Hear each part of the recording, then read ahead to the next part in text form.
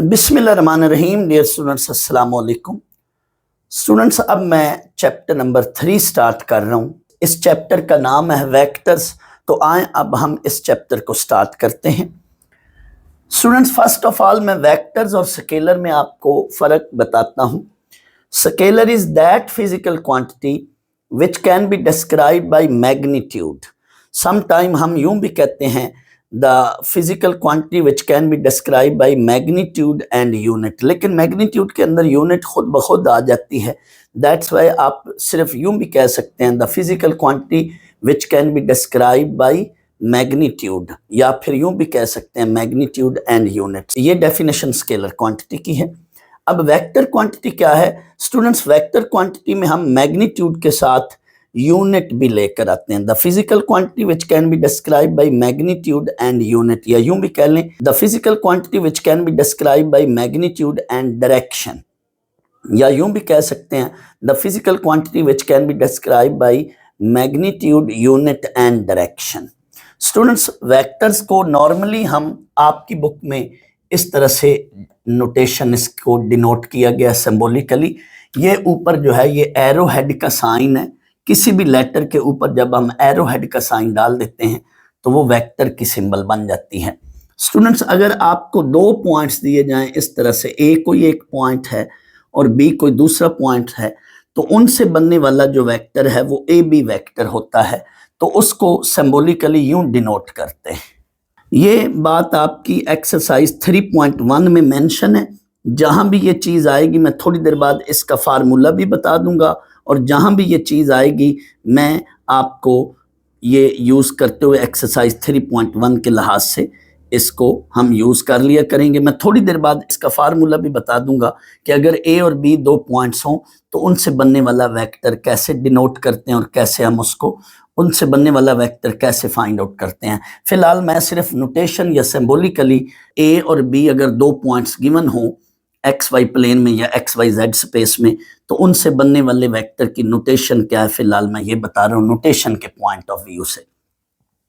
सम writer या सम author bold face letters के साथ भी वेक्टर्स को डिनोट करते हैं। नोटेशन उसकी बोल्ड फेस लेटर्स के साथ बना लेते हैं। बहरहाल ये चीज़ें आप सबको ऑलरेडी पहले भी पता है, सिंपल है ये बात। तो किसी भी वेक्टर को फर्ज कर लो ये एक वेक्टर है, तो उसको कैसे रिप्रेजेंट किया जाता है? उसकी मैग्नीट्यूड एंड डायरेक्शन। स्टूडेंट्स, ये जो है ए हैट या ए कैप इसको बोलते हैं। ए के ऊपर ये जो सिंबल है ये कैप की सिंबल रीड की जाती है। तो मैग्नीट्यूड ऑफ ए साथ ए कैप। अब यहां से ये जो है ये वेक्टर की डायरेक्शन होती है, या इसको यूनिट वेक्टर भी कहते हैं। तो यूनिट वेक्टर हमेशा वेक्टर की हमें डायरेक्शन देता है। तो यहां से हम वेक्टर की डायरेक्शन या यूनिट वेक्टर कैसे निकालोगे? स्टूडेंट्स, ये जो मैग्नीट्यूड होती है ये थोड़ी देर बाद मैं बताऊंगा कि ये हमेशा एक नंबर होती है। Magnitude of A vector length या एक नंबर होती है। तो इस वैल्यू को आप इधर जाके क्या है डिवाइड कर लें। ये एक नंबर है, इसको इधर डिवाइड कर लें। हम क्यों डिवाइड कर रहे हैं? हमने बच्चों यूनिट वेक्टर की वैल्यू या वेक्टर की डायरेक्शन की वैल्यू निकालनी है। तो हमें ये यूनिट वेक्टर मिल गया। तो ये हमें यूनिट वेक्टर मिल गया। कैसे? इसको इधर डिवाइड करें, vector divided by its magnitude. तो किसी भी वेक्टर का यूनिट वेक्टर कैसे निकालते हैं? Vector divided by its magnitude. याद रहे स्टूडेंट्स, यूनिट वेक्टर हमेशा वेक्टर की डायरेक्शन को डिस्क्राइब करता है, या दूसरे लफ्जों में इसको हम डायरेक्शन ऑफ वेक्टर्स भी कह सकते हैं। अब फर्ज कर लो हमें कोई वेक्टर एक्स वाई प्लेन में दिया जाएगा, तो जनरली हम उसको यूं लिखते हैं A vector is equal to X I plus Y जे।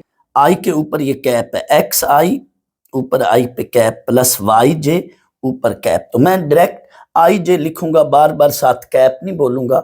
फर्ज कर लो ये हमारे पास कोई वेक्टर है 2i प्लस 3j, आई और जे के ऊपर कैप है 2i प्लस 3j। तो इस वेक्टर को हम कहेंगे vector in X Y plane. लेकिन फर्ज कर लो अगर कोई vector X Y Z space में दिया जाएगा तो उसको यूं लिखा जाएगा, फर्ज कर लो जनरली उसको यूं लिखा जाएगा x I plus Y J plus Z के। फॉर एग्जाम्पल ए वेक्टर है 3i माइनस जे प्लस के। ये आई जे के स्टूडेंट्स जो होते हैं ये I along X axis unit vector होता है, स्टैंडर्ड यूनिट वेक्टर, और वाई जो है वाई के अलोंग जे हम लेते हैं, और फर्ज कर लो इसमें ये जेड एक्सिस है तो यहाँ पे अलोंग आई एक्सिस, अलोंग आई, यहाँ पे अलोंग वाई के अलोंग जे और जेड के अलोंग जो है हम क्या लेते हैं, के। ये students I J K these are standard unit vector, इनको हम along X axis, Y axis और जेड एक्सिस लेते हैं रिस्पेक्टिवली। स्टूडेंट्स फर्ज कर लो ये मेरे पास ये एक्स एक्सिस है, ये वाई एक्सिस है और ये जेड एक्सिस है। तो अलोंग एक्स एक्सिस जो है हम आई वेक्टर लेते हैं, अलोंग वाई एक्सिस हम जे वेक्टर लेते हैं एंड अलोंग जेड एक्सिस हम के वेक्टर लेते हैं। स्टूडेंट्स फर्ज कर लो ये मेरे पास कोई वेक्टर है और ये एक्स वाई जेड स्पेस में पड़ा है, तो लेट ये वेक्टर है, ये एक्स वाई जेड स्पेस में पड़ा है, जो जैसे ये मैंने लिखा है, तो इसकी वैल्यू जो है एट ए टाइम ये तीनों एक्सिस कोऑर्डिनेट सिस्टम में आ रही है, तीनों एक्सिस के अंदर आ रही है। तो इन जनरल हम इस वेक्टर को लिखेंगे x I plus Y J plus Z के। ये एक्स वाई जेड स्पेस में पड़ा है। हमारा नेक्स्ट टॉपिक है magnitude of A vector. Magnitude का दूसरा नाम लेंथ ऑफ ए वेक्टर भी है। सपोज हमारे पास कोई वेक्टर है जो एक्स वाई जेड स्पेस में पड़ा है, तो उसका मैग्नीट्यूड कैसे हम डिनोट करते हैं? मैग्नीट्यूड ऑफ ए वेक्टर इसको यूं लिखते हैं, ए के ऊपर हम ये साइन डाल देते हैं, ये मैग्नीट्यूड को या लेंथ को शो कर रहा है, और इसको रीड हम करते हैं ए मैग्नीट्यूड, और इसका फार्मूला क्या है? A magnitude is equal to आयत कंपोनेंट का स्क्वायर प्लस जेथ कंपोनेंट का स्क्वायर प्लस केथ कंपोनेंट का स्क्वायर और सारे पे अंडर रूट। अगर आप इसको एक्स वाई प्लेन में देखें तो X square plus Y square उसका under root. Magnitude of A vector का ये फार्मूला है। फर्ज कर लो ये कोई वेक्टर है, इसका अगर आपको कहा जा रहा है कि मैग्नीट्यूड निकालो, तो आप यूं निकालोगे आयत कंपोनेंट का स्क्वायर प्लस जेथ कंपोनेंट का स्क्वायर प्लस केथ कंपोनेंट का स्क्वायर सारे पे अंडर रूट। इसको आप सिंप्लीफाई करें तो हमारे पास ये अंडर रूट 58 आ रहा है। Students magnitude of A vector का ये फार्मूला बना कहाँ से है? तो इसकी अगर आप बैकग्राउंड सीन देखें तो ये पाइथागोरस थ्योरम से डिराइव हुआ है। Students magnitude of A vector के दो और नाम भी हैं। एक नाम तो थोड़ी देर पहले मैंने बताया था, लेंथ ऑफ ए वेक्टर भी मैग्नीट्यूड ऑफ ए वेक्टर का ही नाम है। दूसरा इसका नाम है नॉर्म ऑफ ए वेक्टर। तो तीन लफ्ज हैं, magnitude of A vector, length of A vector और norm of A vector. Students ये कोई वेक्टर है, पॉइंट ए से लेकर पॉइंट बी तक, ये इसका इनिशियल पॉइंट होता है वेक्टर का, और ये वेक्टर का टर्मिनल या फाइनल पॉइंट होता है। फर्ज कर लो ए पॉइंट से बी पॉइंट तक कोई वेक्टर है, तो इसको अगर यूं दिया गया है ए के ऊपर वेक्टर है, तो इस वेक्टर की लेंथ यानी मैग्नीट्यूड ऑफ ए वेक्टर, इसकी लेंथ कहाँ से कहाँ तक होगी? ये इसका इनिशियल पॉइंट और ये इसका फाइनल पॉइंट है। तो इनिशियल पॉइंट से फाइनल पॉइंट तक जो लेंथ है इसको हम ए मैग्नीट्यूड से डिनोट करते हैं। लेंथ ऑफ ए वेक्टर जैसे मैंने अभी बोला, इसकी सिंबॉलिकली ये फॉर्म है और इसको कहते हैं length from initial point two final point. Length of A vector from initial point two terminal point या फाइनल पॉइंट, ये इसको सिंबॉलिकली इससे डिनोट करते हैं। स्टूडेंट्स फेडरल बोर्ड ने जो आपके लिए असेसमेंट फ्रेमवर्क दिया हुआ है उसके मुताबिक अभी मैं फिलहाल एक्सरसाइज 3.1 को स्किप कर रहा हूँ। 3.1 एक्सरसाइज के अंदर जो बेसिक डेफिनेशंस हैं वो आप खुद पढ़ लेना।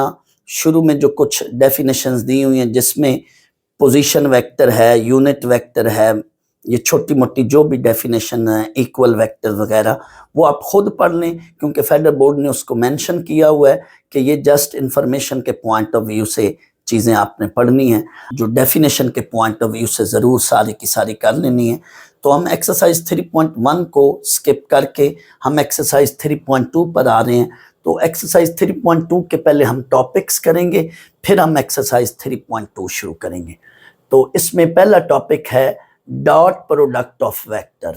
सपोज हमारे पास बच्चों दो वेक्टर्स हैं A and B, let A and B are two vector, then the dot product of A and B is denoted with a dot b and it is read as a dot b and it is given by या defined by a dot b that is equal to a magnitude into b magnitude cosine of angle between a and b। अभी मैंने theta नहीं बोला, मैंने जान के बोला है angle between a and b। अब फर्ज कर लो a और b के दरमियान ये a वेक्टर है और ये बी वेक्टर है, ये इसका स्टार्टिंग पॉइंट है, यहाँ पे लेट ये ओ इनका दोनों वेक्टर्स का स्टार्टिंग पॉइंट है और इस वेक्टर ए का एंड पॉइंट ए है और इस वेक्टर बी का एंड पॉइंट बी है।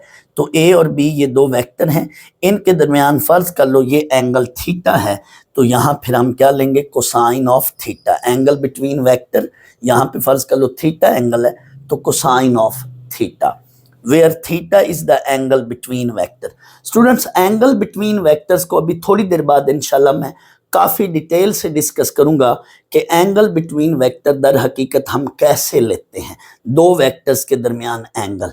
लेकिन मैंने ये थोड़ा सा इन शॉर्ट लिख दिया है। Angle between vectors is in fact angle between their direction. Students, मतलब ये है कि फ़र्ज़ कर लो ये दो वेक्टर्स हैं, इनकी इस पॉइंट से दोनों इमर्ज हो रहे हैं, तो एक की डायरेक्शन ये है, दूसरे की ये डायरेक्शन है, तो इनकी डायरेक्शंस के दरमियान ये एंगल थीटा होगा। यानी या तो दोनों वेक्टर्स की टेल जुड़ी हो तो वहां पे हम एंगल लेते हैं, या दोनों वेक्टर के जिस पॉइंट पर हेड जुड़े हों वहां पे जो एंगल है वो हम थीटा एंगल लेते हैं। एंगल बिटवीन वेक्टर्स में ये बात का ख्याल रखना है, या दोनों की वहां पे टेल जुड़ी हो या दोनों वेक्टर का वहां पे हेड जुड़ा हो तो उधर हम एंगल थीटा लेते हैं। लेकिन फर्ज कर लो एक की टेल हो और दूसरे का हेड हो, तो यहाँ पे जो एंगल है ये हम एंगल बिटवीन वेक्टर नहीं लेते। एंगल बिटवीन वेक्टर्स वहां पे लेते हैं जब यहाँ पे जहाँ पे दोनों की टेल जुड़ी हो, यानी दोनों वेक्टर वहां से इमर्ज हो रहे हो, या दोनों का जहाँ पे हेड जुड़ा हो, यानी दोनों वेक्टर वहां पे कन्वर्ज हो रहे हो। इमर्ज या कन्वर्ज, दूसरे लफ्जों में यूं याद रख लें, दोनों वेक्टर जहां पे इमर्ज हो रहे हैं या दोनों वेक्टर जहां पे कन्वर्ज हो रहे हैं, दोनों के हेड जहां जुड़े हुए हैं। लेकिन एक का हेड हो और दूसरे की टेल हो, यानी या टीटी पर या हेड पर हम एंगल लेते हैं। लेकिन एक टेल हो और एक हेड हो तो वहां पे हम एंगल नहीं लेते। तो ऐसे केस में हम एंगल कैसे लेंगे वेक्टर्स के दरमियान? मैंने अभी थोड़ी देर पहले बोला है कि एंगल बिटवीन टू वेक्टर्स वो मैं अभी डिटेल में कराऊंगा थोड़ी देर बाद, तो वहां पे ये सारी डिस्कशन हम करेंगे। दूसरा, मैं थोड़ी देर बाद ये भी बताऊंगा कि सर यहाँ ये डॉट प्रोडक्ट में कॉस क्यों आया है, यहाँ पे हम साइन या टैन क्यों नहीं ले रहे, डॉट प्रोडक्ट में कॉस क्यों लेते हैं, ये भी मैं थोड़ी देर बाद इंशाल्लाह बताऊंगा। फिलहाल अभी हम आगे चलते हैं। थीटा पे बच्चों ये कंडीशन है या थीटा की ये रेंज है, डॉट प्रोडक्ट में जब हम दो वेक्टर ले रहे होते हैं तो उनके दरमियान जो एंगल थीटा है उस पर ये कंडीशन है। Dot product is also called scalar product. Dot product का चूंकि रिजल्ट जो है राइट साइड पर देखें, ये भी नंबर है, स्केलर ये भी नंबर है और ये भी नंबर है, क्योंकि मैग्नीट्यूड थोड़ी देर पहले मैंने बोला था कि एक नंबर होती है स्केलर क्वांटिटी, दैट्स वाई ये टोटली रिजल्ट एक नंबर है, स्केलर है, that's why A dot B is also called scalar product. Dot product is also called scalar product. अब हम स्टूडेंट्स डॉट प्रोडक्ट की कुछ प्रॉपर्टीज डिस्कस करते हैं। तो पहली प्रॉपर्टी ये है, dot product of two standard unit vector, दो सेम स्टैंडर्ड यूनिट वेक्टर हैं, आई जे के में से कोई से भी दो सेम स्टैंडर्ड यूनिट वेक्टर लें, I dot I, J dot J या के डॉट के, ये क्या होता है, वन होता है। आए इसकी हम रीजन या प्रूफ करते हैं। मैंने एक आई डॉट आई लिया, आप कोई भी ले सकते हैं। आई डॉट आई, जब भी दो वेक्टर का हम डॉट प्रोडक्ट लेंगे तो उस पर हम ये फार्मूला लगाएंगे। तो आई डॉट आई, इसको ए समझो, इसको बी समझो। I dot I that is I magnitude cosine of angle between I and I. तो दोनों वेक्टर जब सेम हो तो उनके दरमियान angle I is totally along X axis, तो आई के दरमियान एंगल क्या है, zero, so cosine of zero. I magnitude one cosine of zero वो भी वन है, one into one, overall answer क्या आया, वन। स्टूडेंट्स, कभी आपने सोचा है कि आई मैग्नीट्यूड ये क्यों वन होती है या जे मैग्नीट्यूड क्यों वन होती है? स्टूडेंट, जैसा कि थोड़ी देर पहले मैंने कहा कि फर्ज कर लो ये मेरे पास X Y Z coordinate system है, तो फर्ज कर लो ये कोई वेक्टर है। अब इस वेक्टर को मैं टोटली अलोंग एक्स एक्सिस अगर लूँ, कोई भी vector totally along X axis होता है तो उसका वाई कंपोनेंट और z कंपोनेंट यानी y कोऑर्डिनेट और z कोऑर्डिनेट टोटली क्या होंगे, जीरो, क्योंकि अलोंग x एक्सिस हम y और z को क्या लेते हैं, जीरो। अब फर्ज कर लो ये i यूनिट वेक्टर है, तो i unit vector totally along x axis होगा, और कोई भी वेक्टर जब अलोंग x एक्सिस होता है तो उसका y कोऑर्डिनेट और z कोऑर्डिनेट क्या होगा, जीरो। तो i को हम लिखेंगे I cap is equal to I plus zero J plus zero K, क्योंकि वाई और जेड कोऑर्डिनेट क्या होंगे, जीरो। अब आप इसकी मैग्नीट्यूड निकालें, किसी भी वेक्टर की जब हम मैग्नीट्यूड निकालते हैं तो आई आयत कंपोनेंट का स्क्वायर प्लस जेथ कंपोनेंट का स्क्वायर प्लस केथ कंपोनेंट का स्क्वायर अंडर रूट।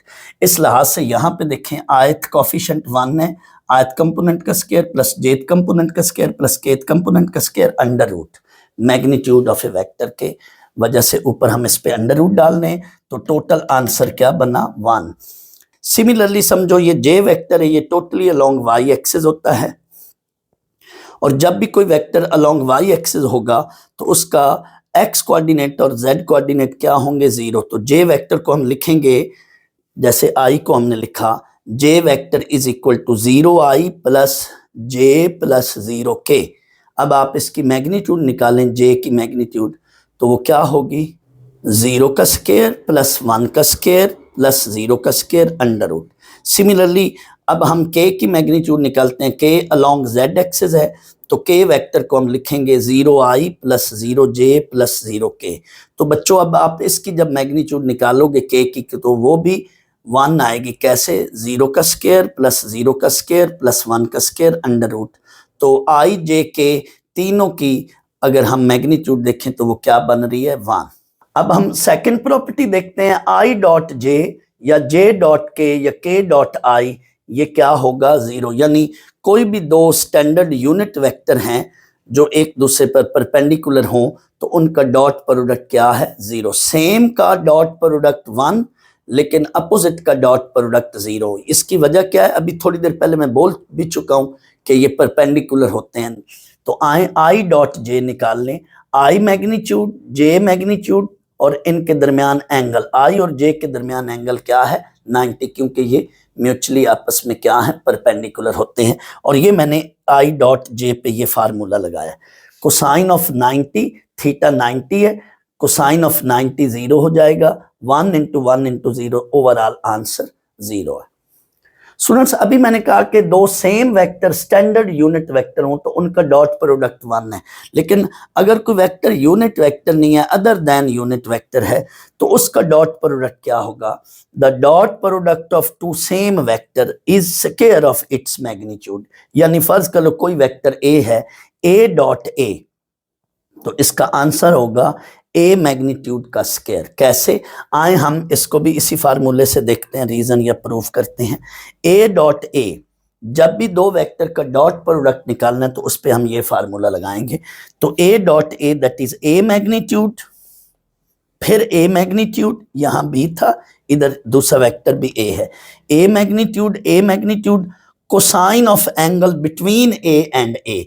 अब ए और ए ये दोनों सेम वेक्टर हैं, दो सेम वेक्टर के दरमियान जो एंगल होगा वो थीटा क्या होगा, जीरो। दैट्स वाई यहां पे मैंने जीरो लिख लिया अंदर कोसाइन के साथ। अब ए मैग्नीट्यूड का तो हमें नहीं पता है, फिलहाल यहाँ ए वेक्टर का पता नहीं है, जो भी ए वेक्टर होगा फिर हम उसकी मैग्नीट्यूड अलग से निकालेंगे, जो भी वो मैग्नीट्यूड होगी वो एक स्केलर नंबर होगी। A magnitude into A magnitude cosine of zero, but cosine of zero calculator से निकालें तो वो 1 है। अब ये जो भी नंबर होगा ये अपने आप का क्या हो जाएगा, ए मैग्नीट्यूड का स्केयर, यानी जो भी ये स्केलर वैल्यू होगी, यानी जो भी ये स्केलर वैल्यू होगी उसका हम क्या ले लेंगे, स्केयर। स्टूडेंट्स डॉट प्रोडक्ट की मजीद जो प्रॉपर्टीज हैं वो मैं नेक्स्ट व्हाइट बोर्ड पर अभी करता हूँ। Students properties of dot product में अब हम प्रॉपर्टी 4 पढ़ते हैं, 4 करते हैं। ये बड़ी अहम प्रॉपर्टी है, ये मोस्टली क्वेश्चन में ये वाली प्रॉपर्टी यूज होगी। ये क्या है, dot product in terms of components. अगर आपको बच्चों दो वेक्टर दिए जाएं आई जे के फॉर्म में, ये दोनों वेक्टर हैं यानी आई जे के कंपोनेंट की फॉर्म में है, तो फिर इनका डॉट प्रोडक्ट हम कैसे लेते हैं। ए वेक्टर ये है, बी वेक्टर ये है, इनका हम डॉट प्रोडक्ट यूं लेंगे, जब भी ऐसा सीन हो कि a is equal to x1i plus y1j plus z1k और बी कोई वेक्टर है x2i plus y2j plus z2k, ये दूसरा वेक्टर है। ये x1 y1 z1 ये इसके i j k कंपोनेंट है, और ये x2 y2 z2 ये b के i j k कंपोनेंट है। फर्ज कर लो ये a वेक्टर है, इसका ये x1 y1 z1 है, और ये b वेक्टर है, ये इसका x2 y2 z2 है, यानी यहाँ पे ये i j k कंपोनेंट्स हैं। जब भी हमें ऐसी फॉर्म दी जाए तो उसका डॉट प्रोडक्ट हमने यूं निकालना है, आयत कंपोनेंट आयत से मल्टीप्लाई कर दो, प्लस जेथ कंपोनेंट जेथ से मल्टीप्लाई कर दो, प्लस केथ कंपोनेंट केथ से मल्टीप्लाई कर दो। यानी हम ए वेक्टर के आयत कंपोनेंट को बी वेक्टर के आयत कंपोनेंट से मल्टीप्लाई करेंगे, प्लस ए वेक्टर का जेथ कंपोनेंट उसको बी वेक्टर के जेथ कंपोनेंट से मल्टीप्लाई करेंगे, प्लस केथ कंपोनेंट को ए के केथ कंपोनेंट को बी के केथ कंपोनेंट से मल्टीप्लाई करेंगे, यानी कॉरेस्पॉन्डिंग कंपोनेंट्स को हम आपस में मल्टीप्लाई करके उनका सम लेंगे। ये फार्मूला बना कैसे है, ये इसका प्रूफ है। अब हम बच्चों इसका प्रूफ करते हैं। ए डॉट बी, यहां पे बच्चों मैंने ए वेक्टर लिख लिया, डॉट आगे मैंने बी वेक्टर की वैल्यू लिख ली। अब हम इनका डॉट प्रोडक्ट सॉल्व करते हैं। पहले स्टूडेंट्स मैं इस आयत कंपोनेंट को इन तीनों से इसका डॉट प्रोडक्ट लूंगा, यानी ये इससे भी डॉट मल्टीप्लाई होगा, इससे भी डॉट प्रोडक्ट होगा, और इससे भी डॉट प्रोडक्ट होगा। तो x1 x2 i dot i, यानी कॉफिशिएंट को बाहर लिख लिया, स्केलर नंबर को, साथ i dot i, plus x1 y2 साथ i dot j, plus x1 z2 साथ i डॉट k, यानी x1 i को इन तीनों से मैंने डॉट प्रोडक्ट बना लिया, ले लिया। प्लस अब नेक्स्ट y1 j को इन तीनों से, यानी y1 का इन तीनों से डॉट प्रोडक्ट लेना है, y1 j का।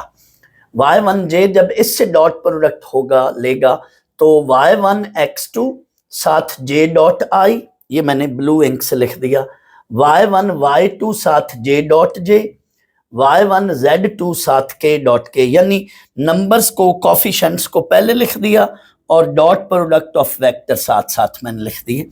अब इधर देखें, ये z1 k है, इसका इन तीनों से डॉट प्रोडक्ट लेंगे तो ये बन रही है वैल्यू, आप चेक कर लें। z1 k का जब इससे डॉट प्रोडक्ट लेंगे, z1 x2 k dot i, z1 y2 k dot j, z1 z2 k dot k। अब स्टूडेंट्स गौर करें, पहले प्रोडक्ट में इन तीन में से सिर्फ ये वैल्यू बचेगी, ये और ये जीरो हो जाएंगे। क्यों? i डॉट j भी zero and i dot k भी जीरो, यानी अपोजिट वेक्टर का डॉट प्रोडक्ट जीरो होगा, डिफरेंट वेक्टर का डॉट प्रोडक्ट जीरो होगा। तो इसमें ये टर्म भी जीरो, ये टर्म भी जीरो, लेकिन ये टर्म जो है i डॉट i 1, तो x1 x2 बचेगा। तो मैंने डायरेक्ट लिख लिया x1 x2, यानी पहले प्रोडक्ट में ये जो तीन टर्म्स हैं इनमें से ये टर्म बचेगी, i डॉट i वाली, i डॉट j और i डॉट k वाली टर्म जीरो हो जाएगी। और इसमें जब इसने इन तीनों से मल्टीप्लाई किया तो ये दूसरे प्रोडक्ट में j डॉट j वाली, यानी सेम वेक्टर के डॉट प्रोडक्ट वाली टर्म बचेगी, बाकी जीरो हो जाएंगे। तो ये भी जीरो और ये भी जीरो, सिर्फ j डॉट j वाली टर्म बचेगी। कैसे? j डॉट j 1 होता है, साथ सॉरी यहाँ पे ये y2 होना है, y1 y2 j dot j, तो ये वाली टर्म सिर्फ बचेगी, बाकी ये दोनों क्या हो जाएंगे? जीरो। तो ये y1 y2 वाली टर्म बचेगी, ये और ये क्या हो जाएंगे? जीरो। अब थर्ड प्रोडक्ट में, यानी जब ये z1 के इन तीनों से मल्टीप्लाई होगा तो k डॉट k वाली, यानी सेम वेक्टर के डॉट प्रोडक्ट वाली टर्म बचेगी, बाकी क्या हो जाएंगे? जीरो। तो यहाँ पे सिर्फ ये वाली टर्म बचेगी, z dot z1 into z2 k dot k वाली, तो ये वाली टर्म ये 1 हो जाएगा, z1 z2 ये वाली टर्म बच गई। तो फाइनल डायरेक्ट मैंने लिख लिया x1 x2 y1 y2 plus z1 z2, बाकी सब जीरो। तो बच्चों ये जब भी दो वेक्टर i j के फॉर्म में होंगे, कंपोनेंट की फॉर्म में होंगे, तो हम डायरेक्ट ये वाला रिजल्ट लिया करेंगे। ये तो सिर्फ मैंने प्रूफ कराया आपको कि आपको पता हो कि ये चीज ऐसे बनती या होती क्यों है। फर्ज कर लो अब ये आपको दो वेक्टर दिए गए हैं a और b, पहला वेक्टर भी i j के फॉर्म में यानी कंपोनेंट की फॉर्म में है, दूसरा वेक्टर भी आई जे के कंपोनेंट की फॉर्म में है। तो इनका जब हम डॉट प्रोडक्ट लेंगे तो कैसे लेंगे, आयत कोफिशिएंट आयत से, आयत कंपोनेंट आयत से मल्टीप्लाई कर दो, प्लस जेथ कोफिशिएंट जेथ से या जेथ कंपोनेंट जेथ से मल्टीप्लाई कर दो, प्लस केथ कोफिशिएंट केथ से, उनको मल्टीप्लाई करके ऐड कर लो। तो ये हमारे पास डॉट प्रोडक्ट आ गया। तो ये फार्मूला कब लगता है, जब दो वेक्टर कंपोनेंट फॉर्म में हो या आई जे के कोफिशिएंट की फॉर्म में हो। जब दो वेक्टर कंपोनेंट की फॉर्म में हो तो उनका डॉट प्रोडक्ट कैसे लेते हैं, आयत कंपोनेंट आयत से प्लस जेथ कंपोनेंट जेथ से प्लस केथ कंपोनेंट केथ से क्या होगा, मल्टीप्लाई करके उनको ऐड कर लेंगे। ये फार्मूला। अब आप यकीनन सोच रहे होंगे कि सर ये तो फिर डॉट प्रोडक्ट के हमारे पास दो फार्मूले बन गए, एक ये और एक ये, तो ये कब यूज करेंगे और ये कब यूज करेंगे। स्टूडेंट्स, ये वाला फार्मूला तब यूज करना है जब क्वेश्चन के अंदर एंगल थीटा का जिक्र फिक्र हो, यानी in terms of angle theta. Theta की जब क्वेश्चन के अंदर स्टोरी गिवन हो या थीटा गिवन हो या थीटा निकालना हो तो ये फार्मूला यूज करेंगे। लेकिन एंगल का जिक्र फिक्र ना हो, थीटा का जिक्र फिक्र ना हो, यानी दो वेक्टर आई जे के फॉर्म में दिए जाएं, इस फॉर्म में दिए जाएं, आई जे के फॉर्म में अगर दो वेक्टर दिए जाएं तो उनका फिर डॉट प्रोडक्ट जब हमने निकालना होगा तो उस वक्त फिर ये फार्मूला लगाएंगे।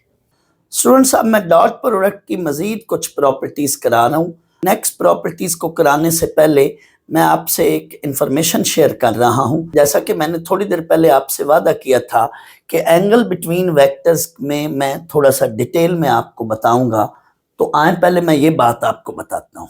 स्टूडेंट, जब भी दो वेक्टर के दरमियान आपने एंगल निकालना है तो उस वक्त आपने दो बातें याद रखनी है, वेक्टर भी दो, बातें भी दो। क्या?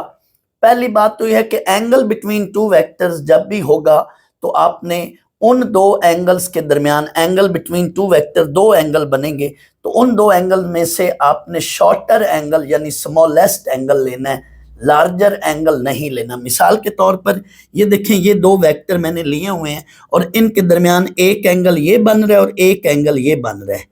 टोटल आप देखें ना, क्लॉकवाइज टोटल, एंटी क्लॉकवाइज या क्लॉकवाइज टोटल एंगल 360 डिग्री है। तो फर्ज कर लो ए और बी के दरमियान एक ये एंगल है तो दूसरा एंगल जो होगा वो फिर 330 है। ये एंगल अगर 30 है तो दूसरा एंगल ये वाला क्या होगा, टोटल 360 में से 30 माइनस करें तो 330। अब आपको यूं डायग्राम दे दी जाए और बोला जाए कि angle between vector A and B लेंगे हम कौन सा, तो हमने बच्चों क्या करना है, स्मॉलेस्ट एंगल लेना है। इन दो एंगल्स में से जो स्मॉलेस्ट या शॉर्टर एंगल होगा वो हम ये वाला एंगल लेंगे 30 डिग्री। तो एंगल बिटवीन टू वेक्टर्स में एक बात तो ये है, दूसरी क्या बात है, वेक्टर्स भी दो, बातें भी दो। पहली ये बात, दूसरी बात क्या है सुनो, जब भी दो वेक्टर के दरमियान हमने एंगल देखना है तो मैंने जैसा कि बोला था, angle between two vectors is in fact angle between their direction. तो दोनों वेक्टर की या टेल टेल जुड़ी हो, ऐसे टेल टेल जुड़ी हो, या दोनों वेक्टर के आपस में हेड हेड जुड़े हों, तब ये हम एंगल थीटा लेते हैं। लेकिन अगर एक टेल हो और एक हेड जुड़ा हो तो फिर वहां पे एंगल हमने कैसे लेना है ये मैं बताता हूं। तो जब भी दो वेक्टर्स के दरमियान एंगल हमने लेना है तो उस वक्त टी के दरमियान या हेड हेड के दरमियान, यानी टेल टेल के दरमियान या हेड हेड के दरमियान एंगल लेना होता है या देखना होता है। दूसरे लफ्जों में यूं भी कह सकते हैं कि किसी पॉइंट से या दोनों डायरेक्शन इमर्ज हो रही हो या किसी पॉइंट पर जब दोनों डायरेक्शंस कन्वर्ज हो रही हो, इमर्ज या कन्वर्ज, उस वक्त हम एंगल लेते हैं।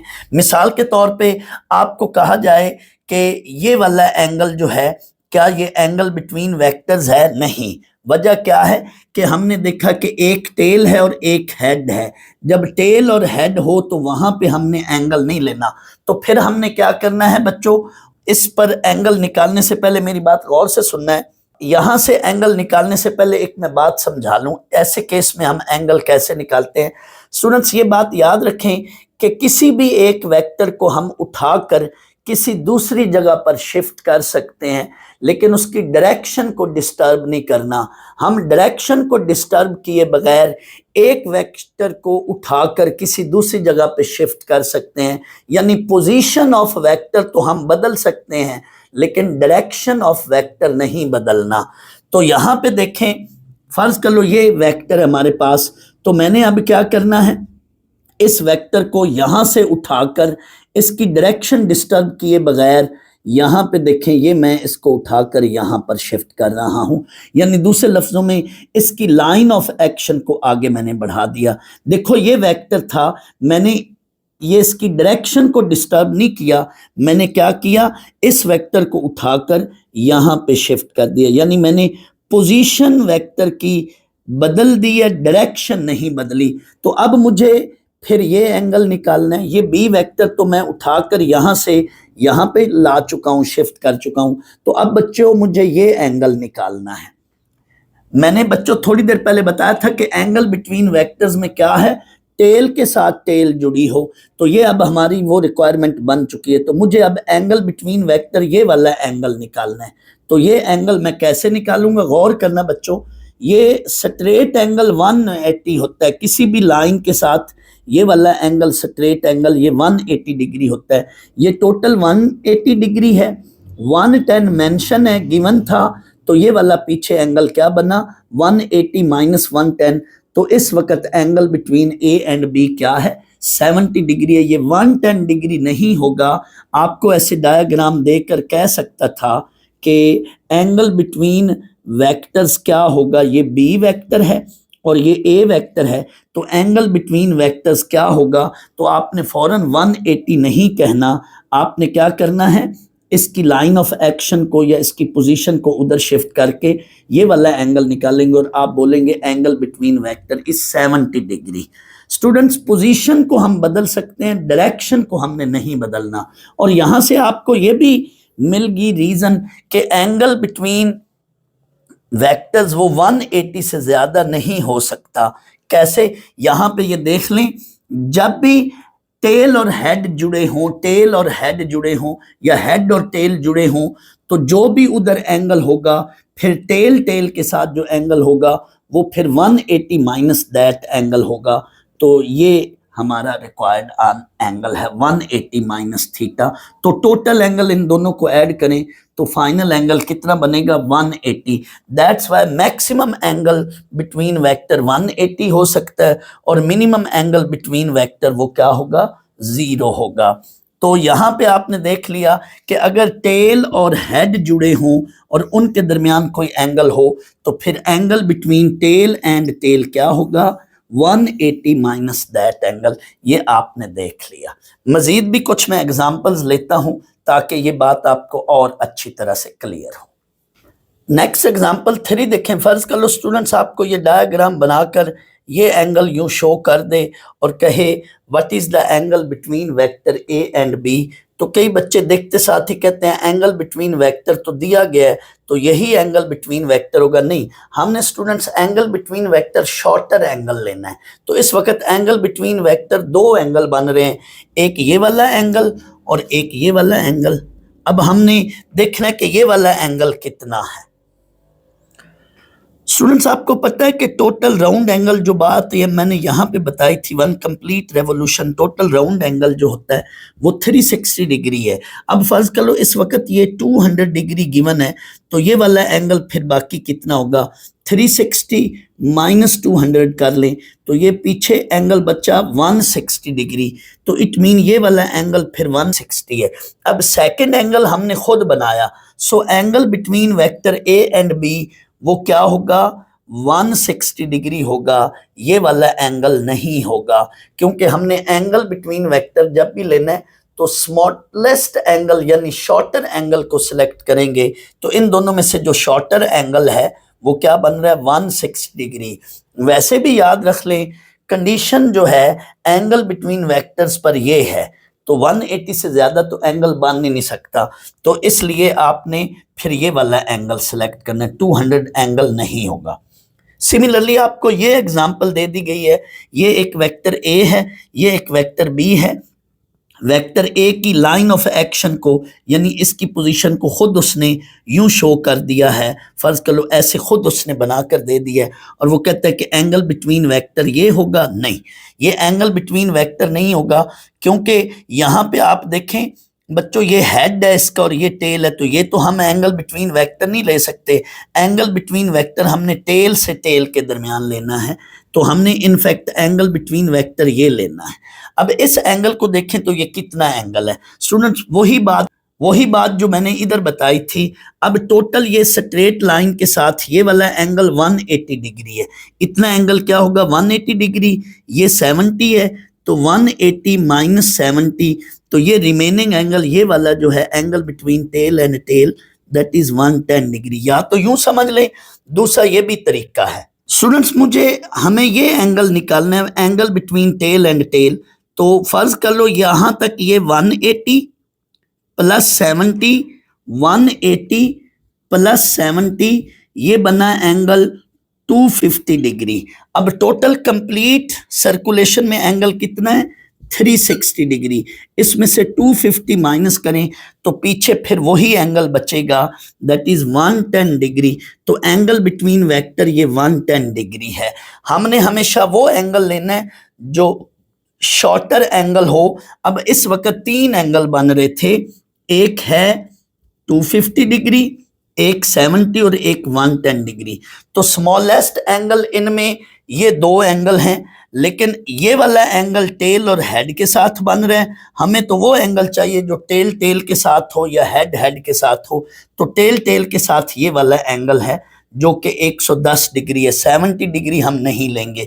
और ये तो वैसे ही एंगल 180 से ज्यादा है, तो ये वाला इन वेक्टर्स के दरमियान एंगल है 110 डिग्री। अब आए, आप सोच रहे होंगे कि टेल टेल वाला जो एंगल है उसमें क्या सीन है। फर्ज कर लो ये मैंने 5th एग्जाम्पल बनाई है कि ये भी एक वेक्टर है, ये भी एक वेक्टर है, दोनों की टेल्स आपस में जोड़ रही हैं और इनके दरमियान ये 40 डिग्री एंगल है। तो यही एंगल इनके वेक्टर्स के दरमियान होगा। लेकिन मैं इस एंगल को एक और अंदाज में भी आपको समझा रहा हूं, जरा गौर करना स्टूडेंट्स। इस वेक्टर की लाइन ऑफ एक्शन को मैं आगे लेकर जा रहा हूं, या दूसरे लफ्जों में यूं समझें कि इस बी वेक्टर को उठाकर मैंने यहां पे शिफ्ट कर दिया। मैंने इसकी डायरेक्शन को डिस्टर्ब नहीं किया, जस्ट इसकी पोजीशन को उठाकर मैं इधर लेकर आया हूं।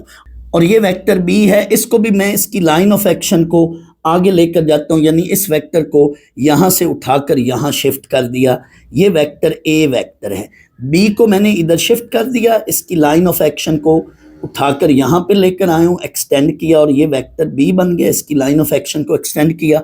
और ये वेक्टर ए है, इसको मैंने उठाकर शिफ्ट करके यहाँ पे लिख दिया। स्टूडेंट्स अब ये टेल टेल के साथ जुड़ गई है। पहले यहाँ पे देखें तो हेड हेड के साथ जुड़ा हुआ था, लेकिन यहाँ से देखें तो ये टेल टेल के साथ जुड़ी हुई है। ये एंगल कितना होगा, जितना ये एंगल है उतना ये एंगल होगा, यानी अल्टरनेट एंगल होंगे ये। तो ये भी बच्चों क्या है, दिस इज 40 डिग्री एंगल। अगर हेड हेड के साथ जुड़ा हो, अगर हेड हेड के साथ जुड़ा हो तो जितना एंगल हेड हेड के साथ होगा उतना ही एंगल क्या है, टेल टेल के साथ होगा। तो हेड हेड का एंगल और टेल टेल का एंगल आपस में हमेशा क्या होते हैं, इक्वल होते हैं। तो एंगल बिटवीन टू वेक्टर्स दर हकीकत एंगल बिटवीन देयर डायरेक्शन है। उस वक्त हमने क्या करना है, या दोनों टेल टेल जुड़ी हों या दोनों हेड हेड जुड़े हों। मैंने अपने प्रीवियस बात की हुई है कि angle between two vectors is in fact angle between their direction. तो या दोनों वेक्टर टेल टेल जब जुड़ी होगी तो इसका दूसरा मतलब यह है कि दोनों वेक्टर किसी एक पॉइंट से इमर्ज कर रहे हैं। जब हेड हेड जुड़ा होगा तो इसका मतलब है दोनों वेक्टर किसी एक पॉइंट पर क्या है, कन्वर्ज कर रहे हैं। इमर्ज कर रहे हो या कन्वर्ज कर रहे हो, यानी सेम फेसेस हो, टेल टेल या हेड हेड, यूं कह लें सेम फेसेस हो, सेम शक्लें हो, टेल टेल जुड़ी हो या हेड हेड जुड़ा हो। लेकिन एक हेड जुड़ा हो और दूसरे की टेल, या एक की टेल जुड़ी हो और दूसरे का हेड जुड़ा हो, तो उस वक्त हमने फिर वो एंगल नहीं लेना। फिर हमने क्या करना है, ये इस एग्जाम्पल 2 के अंदर जो मैंने स्टोरी बताई थी वो वाली या ये वाली एक ही बात है। इस 4th एग्जाम्पल में या 2nd एग्जाम्पल में एक तरह की स्टोरी है। तो this is the angle between vectors. अब हम बेटा इस कंसेप्ट को सामने रखते हुए और इस कंसेप्ट को सामने रखते हुए अगली प्रॉपर्टीज करते हैं, properties of dot product of vectors. Student, जैसा कि मैंने थोड़ी देर पहले बताया था कि मैं ये भी इंशाल्लाह बताऊंगा कि डॉट प्रोडक्ट में कॉस क्यों आता है, तो आए ये उसकी रीजन भी देख लें। स्टूडेंट्स, इनफैक्ट डॉट प्रोडक्ट का जो फार्मूला है दर हकीकत वो ये होता है कि पहले वेक्टर की मैग्नीट्यूड, जो भी पहला वेक्टर होगा उसकी मैग्नीट्यूड इनटू पहले वेक्टर की मैग्नीट्यूड, यानी पहला वेक्टर एज इट इज उसके साथ उसकी मैग्नीट्यूड, साथ क्या लेते हैं, ये जो सेकंड वेक्टर है बी, इसकी projection along A, projection of B along A. Dot product का फार्मूला क्या है, मैग्नीट्यूड ऑफ फर्स्ट वेक्टर और सेकंड वेक्टर जो भी होगा उसकी प्रोजेक्शन लेंगे, projection of that vector along first vector, projection of vector B along A. अब students, projection of A vector along another vector क्या होती है, यहां पे मैं प्रोजेक्शन ऑफ बी अलोंग ए आपको समझाता हूं।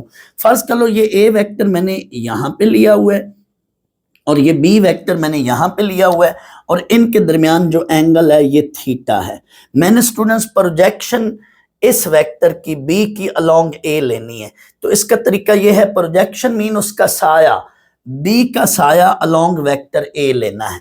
तो यहां पे स्टूडेंट्स आप फर्ज कर लो यहां पे मैंने ये टार्च जला दी है, टार्च ऑन कर दी है, तो यहां पे देखिएगा इसका साया जो है ये ए वेक्टर पर कैसे पड़ेगा। हमेशा ये परपेंडिकुलर लेंथ लेते हैं हम ये प्रोजेक्शन के लिए, तो इतनी जो है ये बी की प्रोजेक्शन है, ये बी वेक्टर है, इसका जो है टॉर्च की वजह से यहां पर ये साया पड़ रहा है, रिफ्लेक्शन पड़ रही है, प्रोजेक्शन पड़ रही है यहां से यहां तक।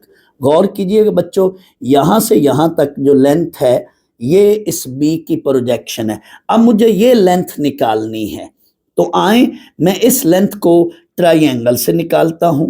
मैं नीचे एक छोटी सी ट्राइंगल बना देता हूं, इतनी ये वाली ट्राइंगल है। यहां पे लेट इस पॉइंट को अगर आप कोई नाम दे दें पी पॉइंट, और ये ओ से बी तक ये जो वेक्टर था, और ये जो वेक्टर बी है ओ से बी पॉइंट तक, ओ से बी पॉइंट तक ये वेक्टर बी था, और ये बी से पी तक ये इसका परपेंडिकुलर हमने ड्रा किया, ये परपेंडिकुलर ड्रा किया प्रोजेक्शन के लिए, तो ये वेक्टर बी है। अब ट्राइंगल में हमने इस वेक्टर को इसकी लेंथ बना लेना, क्योंकि ट्राइंगल में जो साइड्स होती हैं वो लेंथ की फॉर्म में होती हैं, और मुझे ये एंगल थीटा मालूम है। मैं अब ये ओ से पी तक ये लेंथ निकाल सकता हूं, यही प्रोजेक्शन है। ए वेक्टर तो यहां तक है, यानी ए वेक्टर की जो लेंथ होएगी वो यहां से यहां तक है। फिलहाल मैं इस ए को मिटा देता हूं, मुझे इतनी लेंथ चाहिए, तो ये लेंथ अब मैं इस ट्राइंगल से निकालता हूं। ये लेंथ इस वक्त मेरी रिक्वायर्ड है, जो कि बी वेक्टर की प्रोजेक्शन है अलोंग ए, इतनी ये प्रोजेक्शन है। तो स्टूडेंट्स आप रिकॉल करें, ट्राइंगल में 3 साइडें होती हैं, हमेशा 90 के अपोजिट हाइपोटेन्यूज होती है, ये लॉन्गर साइड होती है। एंगल 90 के अपोजिट हमेशा हाइपोटेन्यूज होता है, और जिधर एंगल थीटा होगा उसके अपोजिट परपेंडिकुलर होता है। ये रूल है, परपेंडिकुलर कहाँ होगा, एंगल के अपोजिट। अगर आप एंगल यहाँ पे कंसीडर कर रहे हो तो परपेंडिकुलर ये होगा। इस वक्त ये थीटा यहाँ पे है तो ये परपेंडिकुलर है, तो थर्ड साइड क्या होगी, ये थीटा है अगर तो ये परपेंडिकुलर है, तो थर्ड साइड ये बेस है जिसको एडजेसेंट साइड भी कहते हैं। इट मीन यहाँ पे मुझे ये वाला बेस चाहिए, तो बेस और हाइपोटेन्यूज को रिलेट करने वाली क्वांटिटी क्या है, that is cos theta. Base और हाइपोटेन्यूज को जो क्वांटिटी रिलेट करती है, जो रेशो रिलेट करती है, वो कॉस थीटा है।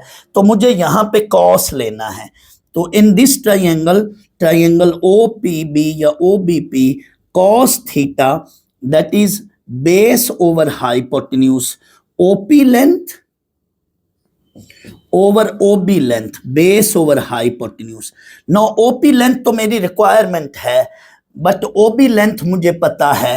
OP length ये मेरी रिक्वायर्ड लेंथ है, over OB length that is B vector, उसकी मैग्नीट्यूड, इतनी लेंथ जो कि ये बी वेक्टर था उसकी मैग्नीट्यूड। तो अब ओपी लेंथ मुझे मिल गई, projection of B along vector A वो मुझे मिल चुकी है, that is equal to B magnitude को इधर ले जाएं, B magnitude into cosine of theta. So projection of B along vector A वो क्या होगा, बी मैग्नीट्यूड कोसाइन थीटा।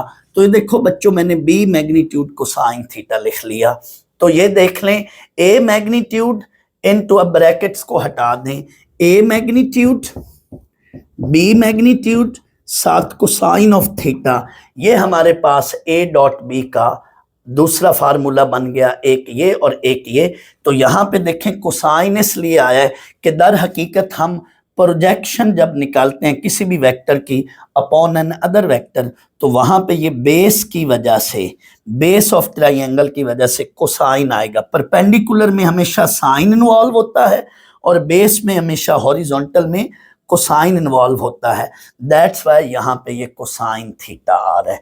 तो असल में ये वाली जो बात है मैंने प्रॉपर्टीज में कम्यूटेटिव लॉ में समझाना है। तो commutative law of dot product is commutative, मैंने अभी ये प्रॉपर्टी बतानी और समझानी है।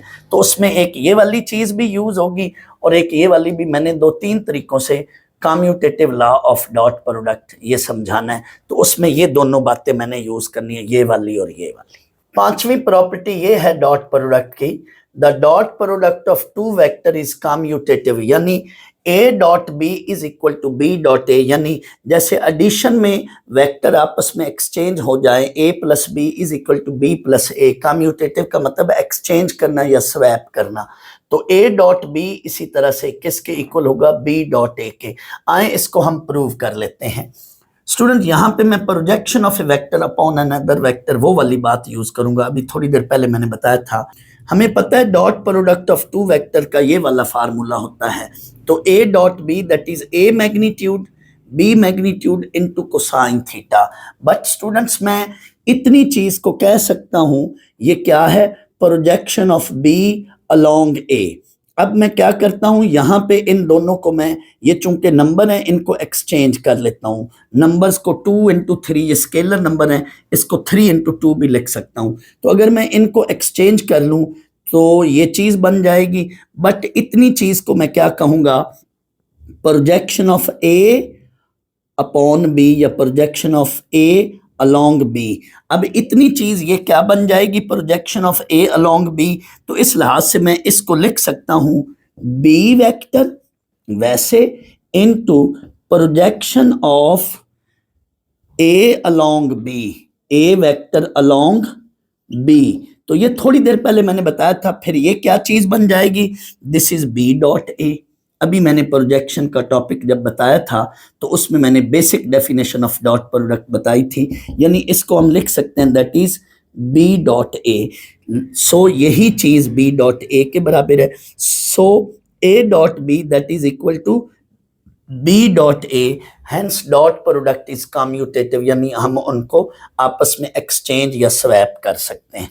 दूसरा कम्यूटेटिव लॉ प्रॉपर्टी को प्रूव करने का ये भी तरीका है, आप इसको कंपोनेंट की फॉर्म में भी चेक कर सकते हैं। आप यूं दो वेक्टर लिख लें जनरल फॉर्म में, ये ए और बी दो वेक्टर हैं, इनका dot product, we know that the dot product is ith component ith से मल्टीप्लाई कर लेते हैं, जेथ कंपोनेंट जेथ से प्लस केथ कंपोनेंट केथ से। This is their dot product in component form. अब यहाँ पे आपने क्या करना है, चूंकि मुझे बी डॉट ए लाना है तो ये नंबर्स का प्रोडक्ट है, तो इनको एक्सचेंज कर लें, इन सब को नंबर्स का प्रोडक्ट, यानी 2 into 3 को हम 3 into 2 करके लिख सकते हैं। तो ये चीज मैंने बना ली। बट ये पहला नंबर जो है ये बी वेक्टर का है, दूसरा कंपोनेंट या नंबर किसका है, ए वेक्टर का है। तो this is equal to B dot A. So A dot B that is equal to B dot A. तो ये कम्यूटेटिव लॉ यूं भी प्रूव हो गया, यूं भी प्रूव हो सकता है। सिक्स्थ प्रॉपर्टी, लास्ट प्रॉपर्टी देख लें डॉट प्रोडक्ट की प्रॉपर्टीज। सिक्स्थ प्रॉपर्टी यानी प्रॉपर्टीज ऑफ डॉट प्रोडक्ट, ये लास्ट प्रॉपर्टी है, आखिरी प्रॉपर्टी है। Dot product of two perpendicular vector या ऑर्थोगोनल वेक्टर, ये हमेशा क्या होता है, जीरो। परपेंडिकुलर वेक्टर को ऑर्थोगोनल वेक्टर भी कहते हैं। That is if A and B are perpendicular vector then their dot product is zero. तो बच्चों इसकी रीजन सिंपल सी बात है, अगर वेक्टर परपेंडिकुलर हैं तो उनके दरमियान एंगल थीटा क्या होता है, 90। अब दो वेक्टर का डॉट प्रोडक्ट का ये फार्मूला है, तो इस फार्मूले के मुताबिक एंगल थीटा को हम क्या पुट कर देंगे 90 डिग्री, और cos 90 क्या होता है 0। स्टूडेंट्स, इस बात से रिलेटेड ऑब्जेक्टिव अक्सर आता है, वो यूं कह देता है कि ए भी एक वेक्टर गिवन है, बी भी वेक्टर एक गिवन है, तो if these vectors are perpendicular या orthogonal what is value of K. उसमें एक कंपोनेंट ए के अंदर या बी के अंदर के वैल्यू रख लेता है 3i minus 2j plus 7k, ये एक वेक्टर है, और बी वेक्टर है i plus j plus 5k। यहाँ पे वो 2 की बजाय बाज का लैम्डा दे देता है या कोई और नंबर दे देता है, और आपको कहता है what will be the lambda if vectors are perpendicular, या लैम्डा की जगह अब चूंकि यहाँ पे के कंपोनेंट है तो के नहीं लिखेगा, एक्स लिख देगा। तो इस तरह से आपको कहता है what will be the value of X या what will be the value of lambda if these vectors are perpendicular. इससे रिलेटेड अक्सर इंजीनियरिंग यूनिवर्सिटीज में भी एमसीक्यू आ जाता है एंट्री टेस्ट का, और फेडरल बोर्ड में भी, कि परपेंडिकुलर या ऑर्थोगोनल दो वेक्टर दे देता है और आपको कहता है कि वैल्यू ऑफ लैम्डा क्या होगी। तो आपने क्या करना है, इनके डॉट प्रोडक्ट को 0 ले लेना है, आयत कंपोनेंट आयत से, जेथ कंपोनेंट जेथ से, प्लस केथ कंपोनेंट केथ से।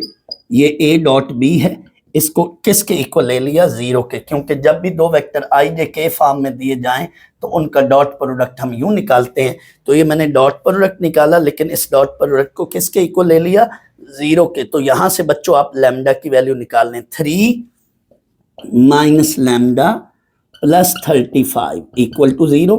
तो ये 3 प्लस 35 38 बन गया। लैम्डा को इधर ले जाएं तो लैम्डा की वैल्यू 38 वैल्यू है, ये लैम्डा की वैल्यू। तो इस तरह का छोटा सा ऑब्जेक्टिव, तो इस तरह का एक ऑब्जेक्टिव जरूर परपेंडिकुलर या ऑर्थोगोनल वेक्टर्स का आता है, आप इसको देख लें।